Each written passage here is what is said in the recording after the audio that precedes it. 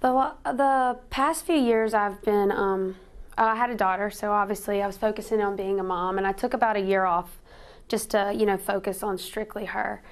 And then I grew a lot as a person, and I had to really grow up, and I wanted to figure out what I wanted to do with my life. So about 5 years ago, I moved to Nashville, me and my little girl, started writing. I fell in love with the process. I really started, it felt good to be able to tell these stories and be able to, sing them, make them universal. So for the past 5 years, I've been making music, but I've just been perfecting it so that now I'm able to share, because I feel like I've really found who I was as an artist. I think it was really, really awesome to hear the reaction that people had to How Could I Want More, because I did put my heart and soul into it. I did take a long time to do this project, and the reaction that I got it couldn't have been better. It meant a lot that people really felt the emotion behind it and believed in the authenticity of what I was saying. So, of course, it was awesome. I think that it's different because I was on a TV show when I was younger as a child.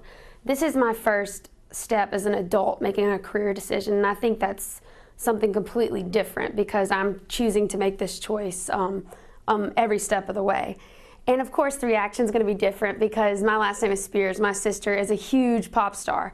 So people probably scratch their heads a little bit, but that doesn't bother me because it's expected, and it gives me more of a reason to prove that I love what I'm doing and make them believe in me. And usually after I sit down with somebody for a little bit, they completely get it.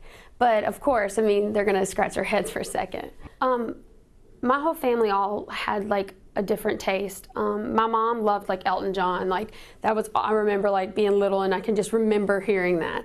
My sister was of course into the pop stuff. She loved TLC and all those kind of things. And my dad, though, he was the one who was in love with country music. So I think that was something that really was a big part of our relationship, and it has a big effect on my music. So I kind of had a little bit of everything, but my country influence comes from my daddy. I think, as we all know, the music business is the music business. I do think that any sister would ask her sister for advice. It doesn't matter what your job is.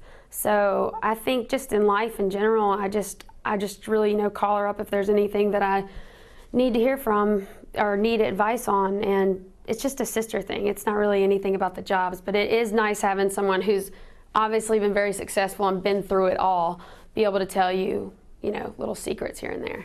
I played her some of my stuff, and she really loved the fact that I was writing it, and she loved it, and she's like, why don't you come in the studio with me and why don't we do a song together? And really it was not some big thought out plan. It was two sisters being like, hey, we want to do this together, why haven't we done this yet?